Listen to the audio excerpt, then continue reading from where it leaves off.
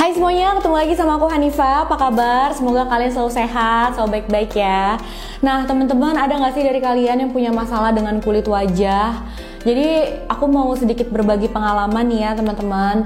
Ini adalah foto kulit wajah aku 1 minggu yang lalu. Dan ini aku baru banget foto tadi pagi. Jadi karena aku sering make upan, kalau mau shoot kayak gini, terus pas bersihin make upnya aku tuh gak bener-bener total, masih ada sisa-sisa kotoran yang nempel di wajah aku.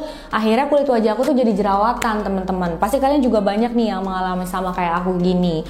Dan aku udah sempat coba beberapa kosmetik yang harganya lumayan mahal pun aku udah coba, tapi itu malahan bikin makin parah, nggak cocok di aku. Sampai akhirnya minggu lalu aku coba produknya Bossa. Jadi Bossa itu sebenarnya adalah produk basic untuk menjaga kesehatan dan kebersihan kulit wajah yang alhamdulillah banget cocok di aku. Ini beneran review jujur aku setelah pemakaian selama 1 minggu ya teman-teman. Kalian bisa lihat sendiri perbedaannya di foto ini. Dan yang pasti pertama, jerawat aku tuh mereda luar biasa, komedo aku berkurang, pori-pori aku mengecil, dan kulit aku juga jadi lebih bersih. Produk Bossa mengandung kolagen, chamomile, dan witch hazel extract yang cocok digunakan untuk semua jenis kulit, mau normal, sensitif, berminyak, jerawatan, semuanya bisa. Dan walaupun ini produk lokal, kalian gak usah khawatir, terjamin aman karena sudah dapat izin dari BPOM, dan setiap produk itu expired date-nya jelas, jadi kalian pasti dapat produk yang bagus. Karena kandungan dalam produk Bossa ini ringan, jadi aman banget dan harganya pun terjangkau, nggak bikin kita pusing. Untuk kalian yang mau order dan butuh info lebih lanjut, bisa langsung follow IG-nya @bossaofficial2018. Jangan lupa ya, dicoba. Ini produk aku rekomendasiin banget nih buat kalian. Ya teman-teman, makasih udah mau dengerin pengalaman aku. Semoga bermanfaat ya buat kalian yang punya masalah kulit wajah sama kayak aku. Nah sekarang kita masuk ke kasusnya. Hari ini aku bakal membahas satu kasus yang luar biasa tragis yang udah banyak banget dari kalian request di Instagram untuk aku bahas kasus ini. Dan menurutku memang kasus ini menyedihkan banget sih ya. Kisah dari seorang ibu dan anak yang berakhir dengan sangat memilukan.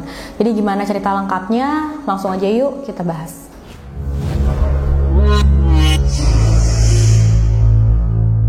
Semua cerita ini dimulai pada tanggal 28 Agustus 2013 saat seorang pria bernama Ray Hoy menelpon kepolisian Aurora, Colorado, Amerika Serikat. Dia menelpon polisi untuk melaporkan apa yang terjadi dengan istrinya. Dia menduga kalau istrinya itu telah dibunuh. Jadi menurut pernyataan Ray, pada jam 9.30 malam itu istrinya pulang kerja. Pas pulang sampai di rumah, istrinya memutuskan untuk mandi di kamar mandi lantai 2 dan dia makan malam di lantai bawah. Tapi saat dia makan, dia mendengar suara yang kenceng banget dari lantai atas, seperti ada yang jatuh gitu, dan suara istrinya yang panggil-panggil namanya dia. Akhirnya dia tinggalin makanannya, dia langsung cepet-cepet naik ke atas untuk lihat apa yang terjadi di sana. Saat dia sampai di depan pintu kamar mandi lantai atas, dia ngelihat pintunya tuh terbuka sedikit dan sekilas dia ngelihat di dalam sana itu ada anak tirinya yang bernama Isabella Guzman yang berumur 18 tahun. Tapi saat Ray mencoba untuk masuk ke dalam kamar mandi, Isabella dengan cepat menutup pintunya, udah gitu dikunci dari dalam. Jadi Ray nggak bisa tahu, nggak bisa masuk ke dalam kamar mandi itu. Dan segera setelah itu, Ray melihat ada darah yang mengalir keluar lewat celah pintu bagian bawah. Dan dia langsung panik. Dia juga sempat dengar istrinya bicara Jehovah. Jadi Jehovah itu adalah sebutan Tuhan bagi kaum Yahudi, teman-teman. Ray pun cepat-cepat turun ke bawah untuk telepon polisi dan sambil masih pegang teleponnya itu dia balik lagi ke atas untuk ngecek keadaan istrinya.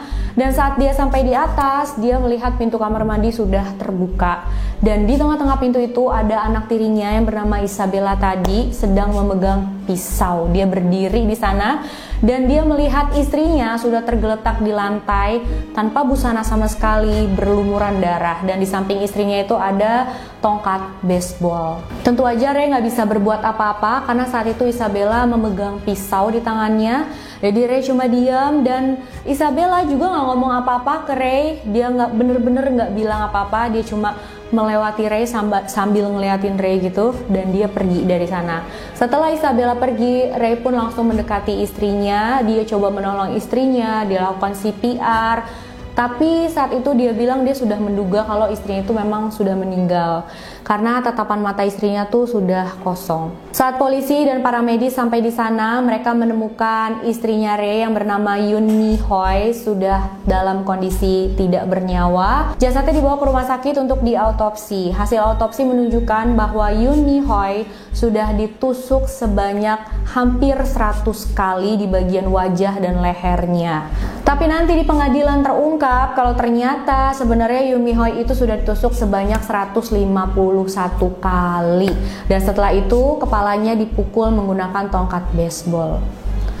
Luar biasa, kejam banget ya.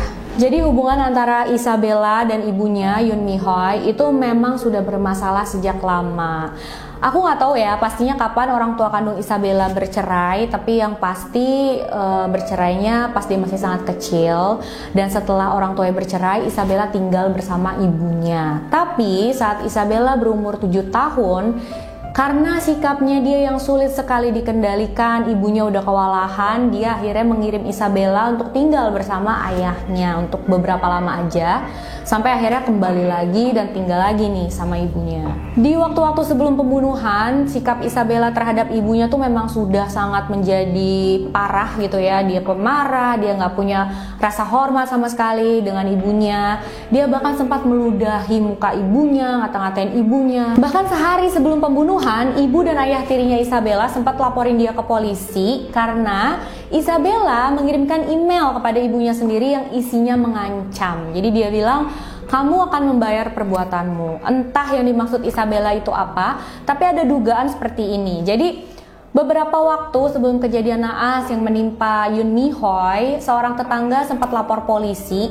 Dia bilang melihat seorang pria lompat dari pagar belakang rumah Isabella, yang ternyata setelah diselidiki itu adalah pacarnya Isabella. Karena itu muncullah dugaan kalau mungkin ibunya Isabella itu khawatir dengan siapa Isabella menjalin hubungan, makanya dia menasehati Isabella tapi dia nggak seneng dan dia mengirimkan email seperti itu ke ibunya. Walaupun ini semua hanya dugaan aja ya teman-teman. Polisi yang datang ke sana bilang ke Isabella, nasehatin dia untuk jangan berbuat seperti itu. Dan polisi itu juga sempat bilang, kamu jangan begitu, nanti kamu bisa diusir loh sama orang tua kamu kalau kamu tetap berbuat seperti ini. Karena saking kewalahannya, sang ibu akhirnya menelpon mantan suaminya yang juga ayah dari Isabella yang bernama Robert Guzman. Jadi minta bantuan sama dia gitu lah, tolong deh nasihatin Isabella supaya dia lebih baik berubah gitu loh.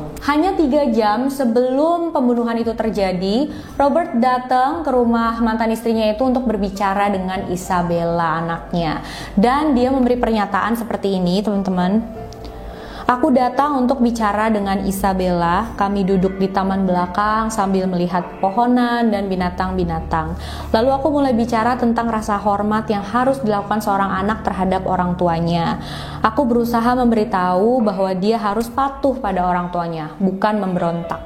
Bahwa dia harus mencoba lebih mendengarkan dan semuanya akan baik-baik saja. Dalam perbincangan, aku pikir aku telah membuat suatu kemajuan, tapi sangat jelas aku tidak merubah, aku tidak melakukan apapun. Karena beberapa jam kemudian, hal-hal ini terjadi. Robert juga bilang kalau mantan istrinya Yoon Mi Hoi sudah sangat berusaha keras untuk mendidik Isabella dengan baik. Dia juga sudah bekerja keras untuk bisa menafkahi dan membahagiakan Isabella, tapi Isabella sama sekali tidak menghargai semua itu. Sedangkan menurut tantenya Isabella yang bernama Melanie Guzman, dia bilang memang Isabella tuh terlihat seperti remaja yang penuh dengan kemarahan, tapi dia nggak menyangka kalau keponakannya itu sampai melakukan hal seperti ini.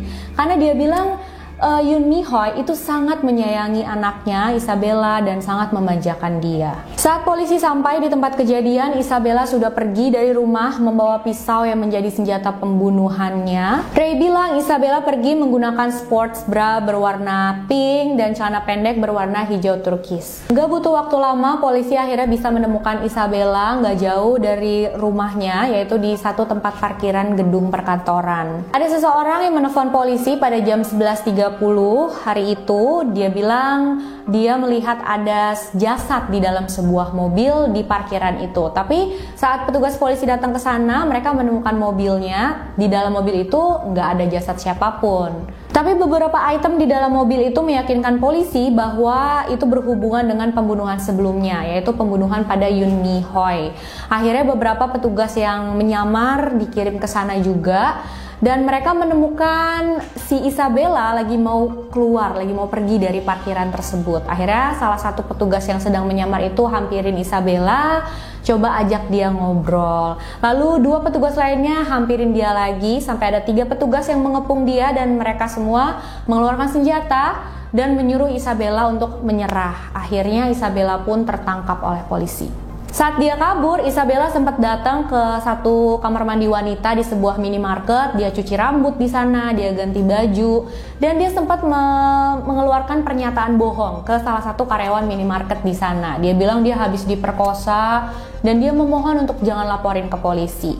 Tapi saat karyawan minimarket itu tawarin Isabella, ayo aku anterin pulang deh kalau gitu biar kamu aman sampai di rumah. Tapi Isabella nggak mau. Dia bilang enggak, aku nggak mau pulang, aku takut diomelin sama ayahku, katanya. Isabella Guzman ditangkap oleh polisi. Dia didakwa pembunuhan tingkat 1 atas kematian ibunya. Dalam persidangan, Isabella dan timnya mengaku tidak bersalah karena masalah kejiwaan. Dan anehnya ya teman-teman, saat di persidangan Isabella tuh sama sekali tidak menunjukkan rasa bersalah, rasa penyesalan, rasa sedih gitu ya. Dia malahan tertawa ngeledek gitu ke salah satu kamera yang ada di sana. Lalu saat dia mendengar hakim membacakan apa yang sudah dia lakukan kepada ibunya, dia sempat kayak mimik sedih, mau mengeluarkan air mata, tapi habis itu dia malah nengok ke kamera dan dia mengacungkan jari telunjuknya sambil nunjuk ke kedua matanya gitu. Kondisi kejiwaan Isabella diperiksa mendalam oleh psikiater dan psikiater ini bilang kalau Isabella kemungkinan mengidap paranoid skizofrenia. Dr. Richard Pounds yang menangani Isabella saat itu bilang bahwa jelas terlihat tanda-tanda halusinasi dalam diri Isabella, pandangannya kosong, dia suka tertawa sendiri, dan juga berbicara sama seseorang yang sebenarnya nggak ada di sana. Pada hari kejadian, katanya Isabella itu yakin kalau ibunya adalah makhluk jahat yang harus dibunuh untuk menyelamatkan dunia. Jaksa penuntut tentunya tetap mencari hukuman terberat untuk Isabella Guzman, yaitu hukuman mati. Tapi pada tahun 2014 pengadilan menerima pengakuan tidak bersalah Isabella karena masalah kejiwaan dan akhirnya Isabella Guzman dinyatakan tidak bersalah atas kematian ibunya. Bukannya dimasukkan ke penjara, Isabella justru dimasukkan ke rumah sakit jiwa di daerah Pueblo, Colorado. Jaksa penuntut dalam kasus ini mengakui kalau ini pertama kali dia melihat ada seseorang menusuk sebegitu banyak. Lalu dia bilang seperti ini, tapi sistem hukum kita adalah sistem yang tidak hanya penuh dengan hukuman atau kurungan, tapi juga terikat pada keadilan dan Anda harus melihat komponen ini, yaitu kesehatan mental. Sampai berapa lama Isabella dirawat di rumah sakit jiwa itu? Ya, itu tergantung dokter yang menangani dia ya teman-teman, bisa jadi 2 hari, 2 tahun, bahkan seumur hidupnya. Pokoknya kalau misalkan dia sudah dianggap tidak membahayakan dirinya sendiri dan masyarakat, ya dia bisa saja dikeluarkan dari rumah sakit itu. Tapi sampai sekarang aku nggak bisa nemuin infonya kalau dia sudah dirilis atau dibebaskan dari rumah sakit jiwa itu. Jadi kita bisa berasumsi kalau dia sampai sekarang masih berada di sana ya teman-teman. Nah, menurut kalian gimana nih tentang kasus ini? Apa kalian percaya kalau memang Isabella itu sudah memiliki masalah kejiwaan dari kecil, makanya dia melihat ibunya itu sebagai makhluk jahat yang harus dibinasakan, karena itulah dia benci banget sama ibu kandungnya sendiri? Atau memang ada masalah lain yang menyebabkan dia membenci ibunya sampai sebegitunya? Karena 151 kali ya teman-teman tusukannya itu bener-bener kemarahan yang luar biasa banget.